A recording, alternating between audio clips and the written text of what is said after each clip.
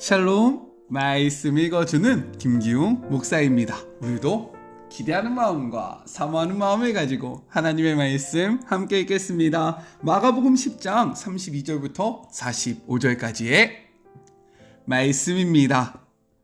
다시 그들은 예루살렘으로 향했다. 예수께서 앞장서섰고 제자들이 적잖이 당황스럽고 두려운 마음으로 그분을 따르고 있었다. 예수께서 12 제자를 데려다가 이후에 있을 일을 되풀이해서 말씀하셨다. 내 말을 잘 들어라. 우리는 지금 예루살렘으로 올라가는 길이다. 그곳에 가면 인자는 종교 지도자와 학자들에게 넘겨질 것이다. 그들은 인자에게 사형을 선고할 것이다. 그리고 인자를 로마 사람들에게 넘겨주어 조롱하고 침뱉고 고문하고 죽일 것이다. 그러나 사흘 후에 인자는 다시 살아날 것이다. 세베대의 두 아들인 야고보와 요한이 예수께 다가왔다. 선생님, 우리에게 꼭 해주셨으면 하는 일이 있습니다. 무엇이냐? 내가 할 만한 일인지 보자. 그들이 말했다. 주님께서 영광을 받으실 때에 우리에게도 최고 영광의 자리를 주셔서 하나는 주님 오른편에 하나는 주님 왼편에 있게 해주십시오. 예수께서 말씀하셨다. 너희가 무엇을 구하는지 모른다. 너희는 내가 마시는 잔을 마시고 내가 받을 세례를 받을 수 있겠느냐? 그들이 말했다. 물론입니다. 왜 못하겠습니까? 예수께서 말씀하셨다. 생각해보니 너희는 과연 내가 마시는 잔을 마시고 내가 받을 세례를 받을 것이다. 그러나 영광의 자리를 주는 것은 내 소관이 아니다. 그것과 관련해서는 다른 조치가 있을 것이다. 다른 10 제자가 이 대화를 듣고 야고보와 요한에게 분통을 터뜨렸다. 예수께서 그들을 불러놓고 바로잡아 주셨다. 하나님을 모르는 통치자들이 얼마나 위세를 부리는지, 사람들이 작은 권력이라도 얻으면 거기에 얼마나 빨리 취하는지 너희는 보았다. 너희는 그래서는 안 된다. 누구든지 크고자 하면 섬기는 사람이 되어야 한다. 너희 가운데 누구든지 첫째가 되고자 하면 먼저 종이 되어야 한다. 인자가 할 일이 바로 그것이다. 인자는 섬김을 받으러 온 것이 아니라 섬기러 왔다. 포로로 사로잡힌 많은 사람들을 살리기 위해 자기 목숨을 내어주려고 왔다. 이것은 하나님의 말씀입니다. 오늘은 사순절 23번째 되는 날입니다. 말씀과 동행하며 승리의 여정을 걷는 우리 모두가 되었으면 좋겠습니다. 오늘 말씀은 내용상 두 부분으로 나눠서 생각해 볼 수 있어요. 먼저 첫 번째 32절부터 34절 세 번째 순환 예고입니다. 예수님은요, 유월절을 예루살렘에서 지키려고 하는 순례자들과 함께 예루살렘으로 올라가고 계신 중이었어요. 그런데 예수님이 제자들 앞에 서서 가시니 제자들이 놀라며 두려워합니다. 32절 전반부의 말씀이에요. 예루살렘으로 올라가는 길에 예수께서 그들 앞에 서서 가시는데 그들이 놀라고 따르는 자들은 두려워하더라 라고 기록되어 있습니다. 평상시 예수님은요, 제자들에게 둘러싸여 느긋하게 다니셨습니다. 그런데 오늘 본문에 보니까요, 마치 제자들에게 나를 따라오라는 듯이 앞장서서 가고 계시기 때문에 그들은 놀랄 수밖에 없었다라는 거죠. 동일한 본문을 기록하는 누가는요, 이렇게 이야기합니다. 누가복음 9장 51절의 말씀이에요. 예수께서 승천하실 기약이 차감해 예루살렘을 향하여 올라가시기로 굳게 결심하시고, 예수님의 이러한 앞서 가심은요, 주저함 없이 십자가를 향해 가시겠다는 의지의 표시였다라는 거예요. 우리도 예수님의 모습을 닮아 사명의 자리로 나아가는 것에 주저함이 없기를 주님의 이름으로 축복합니다. 그렇다면 놀라는 것까지는 이해가 되는데 왜 두려워했을까요?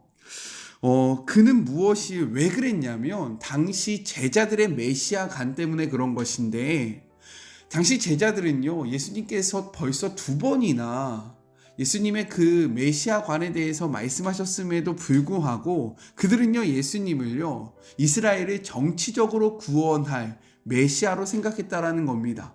그렇기 때문에 지금 예루살렘으로 올라간다라는 것은 어떠한 의미로 받아들여졌냐면 이 로마의 압제로부터 이스라엘을 구원하시기 위해 지금 로마와의 전쟁을 준비하시러 예루살렘으로 올라간다라고 생각했습니다. 특별히 이때는 6월절이기 때문에 흩어져 있던 이스라엘 백성들이 다 예루살렘으로 모이는 이때 군대를 모으기에 너무 용이한 것이죠. 그렇기 때문에 이제 피해 전쟁이 우리를 기다리는구나 라는 이러한 막연한 두려움으로 예수님의 앞서가심을 보면서 두려워했다라는 거예요. 바로 그때 예수님은요, 제자들에게 세 번째 순환 예고를 하십니다. 왜요? 제자들의 잘못된 생각을 고쳐주시기 위해서 다시금 말씀하셨다라는 거예요. 첫 번째 순환 예고는요, 8장 32절부터 33절에 기록되어 있습니다. 그리고 두 번째 순환 예고는요, 9장 30절부터 32절에 기록되어 있어요.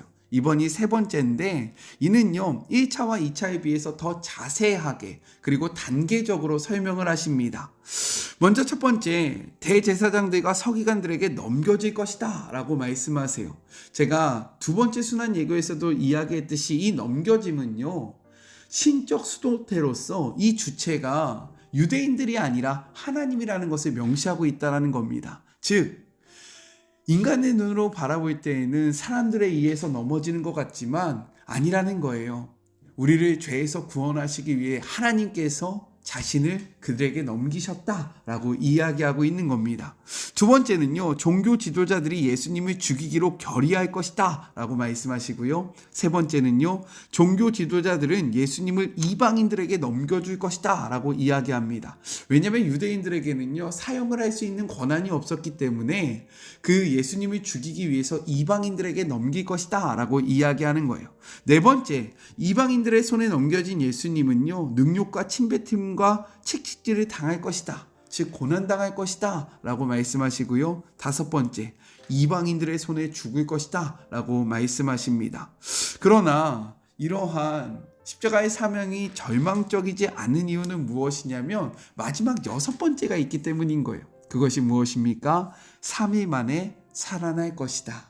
아멘이십니까?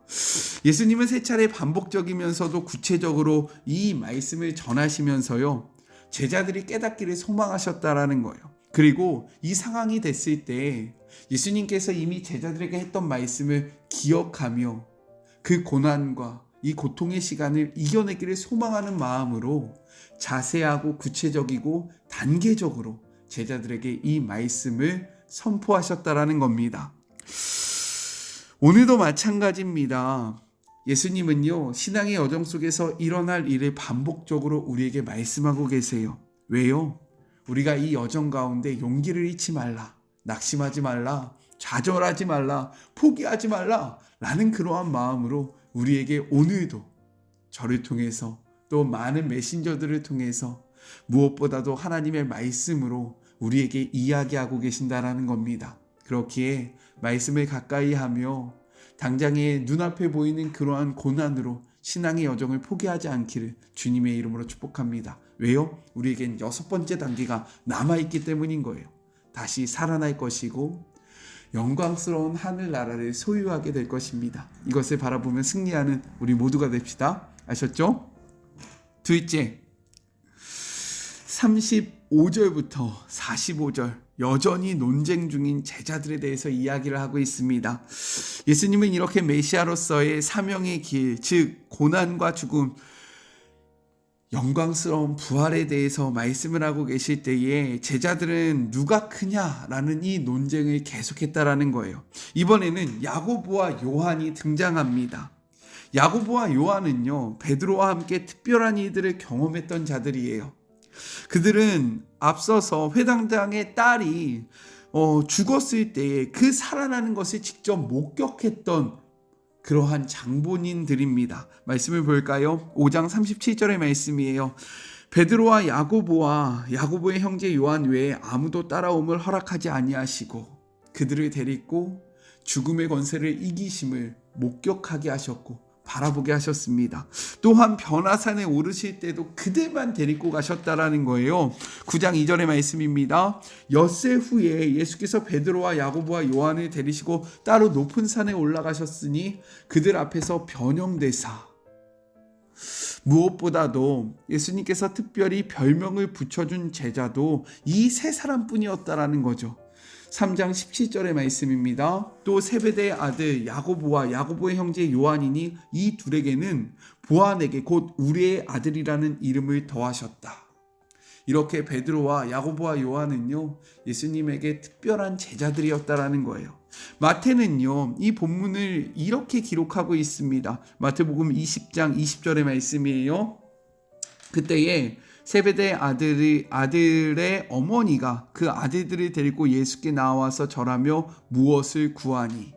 이 어머니의 이름은 살로메입니다. 예수님이 십자가에서 처형을 당하신 것과 부활하신 것을 직접 목격한 여인 중에 하나가 이 살로메였다라는 거예요. 무엇보다 살로메는요, 예수님의 어머니 마리아의 자매였습니다.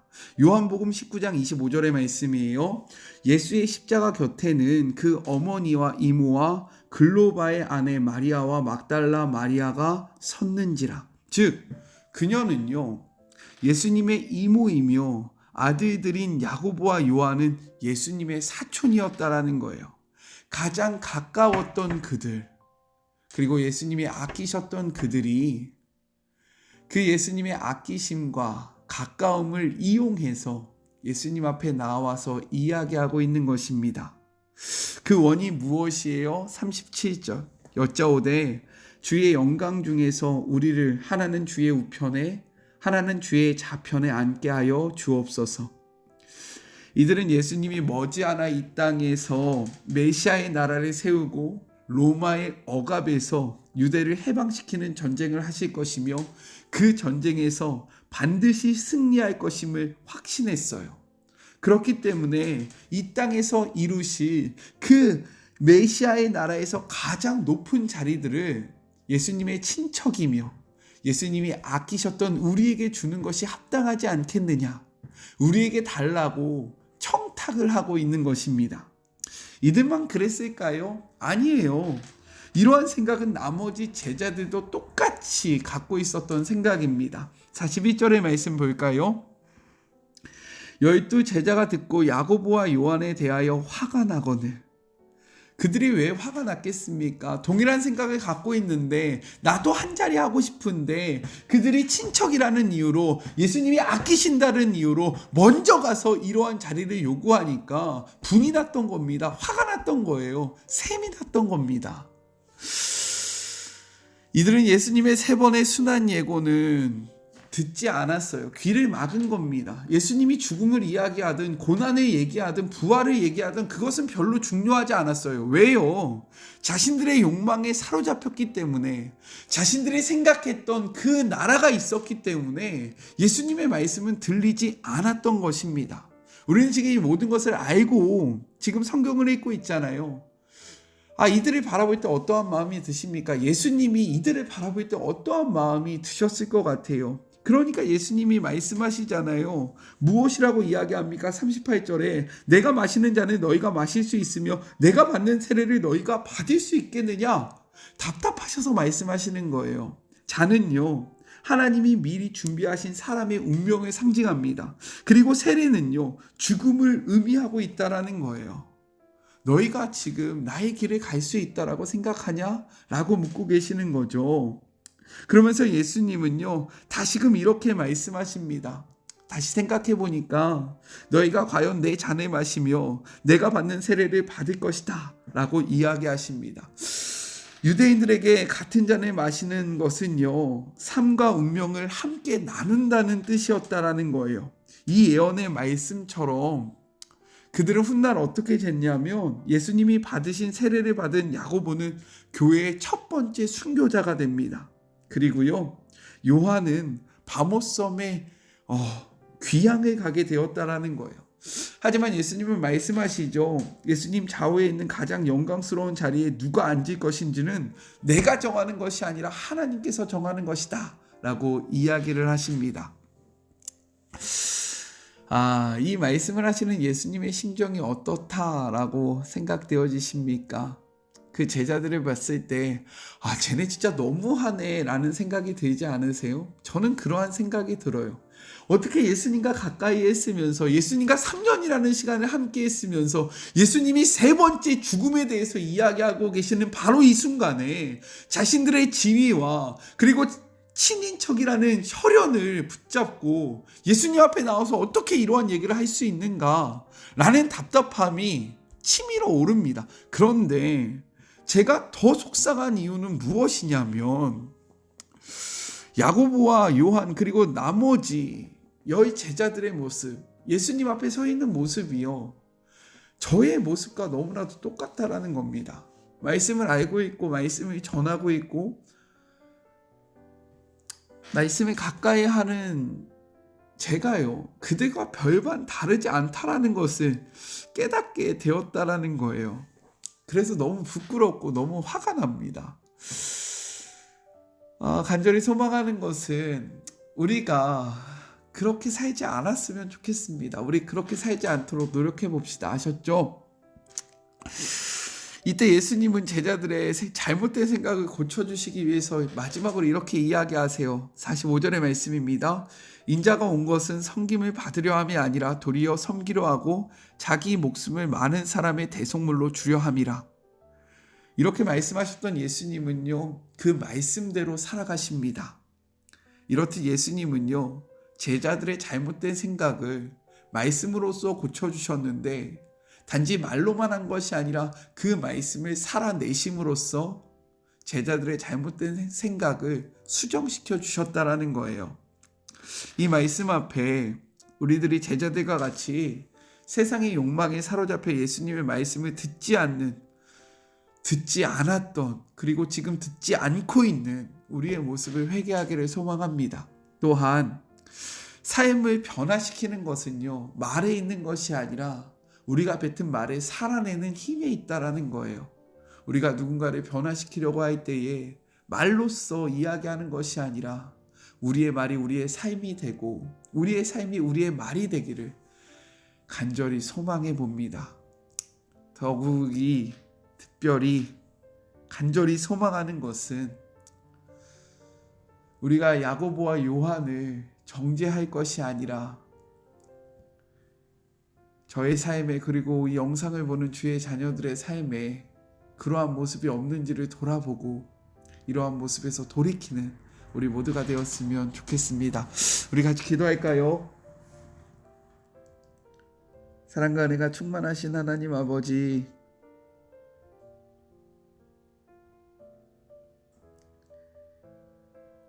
예수님은 하나님이 주신 사명을 향하여 주저없이 나아가셨습니다. 그리고 아직도 깨닫지 못하는 제자들을 향하여 세 번째 순한 예고를 말씀하십니다. 왜요? 그 상황 속에서 우리가 흔들릴까봐, 제자들이 넘어질까봐, 그들이 포기할까봐 이 모든 단계를 자세히 말씀하시며 이 말씀을 기억함으로 승리하라는 사랑의 권면이었습니다. 그런데 그 순간에 제자들은요, 여전히 누가 크냐, 누가 이 땅에 임할 하나님의 나라를 차지할 것이냐 라는 싸움을 계속 이어갔습니다. 이들은 자신의 지위를 이용했고요, 자신의 혈연 관계를 이용했습니다. 그리고 주님 앞에 나와서 자신의 욕망을 과감없이 투영합니다. 외칩니다. 참 답답한데 어떻게 그럴 수 있을까라는 생각이 드는데, 다시 돌이켜 생각해 보니 이것이 저의 모습이었고 이것이 우리의 모습이었음을 고백합니다. 우리는 여전히 우리를 사랑하셔서 우리로 하여금 깨닫기를 원하시며 말씀하시는 주님의 말씀 앞에 야고보와 요한과 같이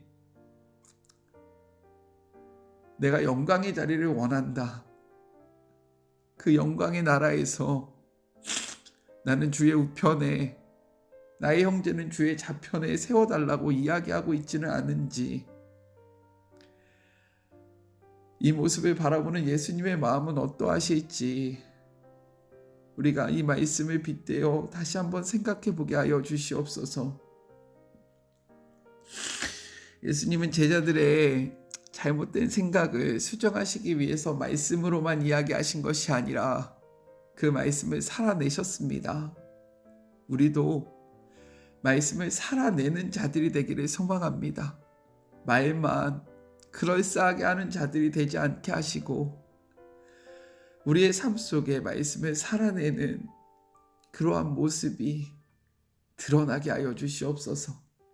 함께 하실 주님을 바라보며 거룩하신 예수 그리스도의 이름으로 간절히 기도드립니다. 아멘. 야고보와 요한의 모습이 저의 모습이라고 생각되어지니까 참 마음이 무겁습니다. 우리 그렇게 살아가지 않도록 노력하는 주의 모든 자녀들이 되었으면 좋겠어요. 저는요 또 내일 만나도록 할게요. 사랑하고 주님의 이름으로 축복하면서 오늘 하루도 힘 내세요. 우리 내일 만나요. 안녕. 오늘도 수고하셨습니다.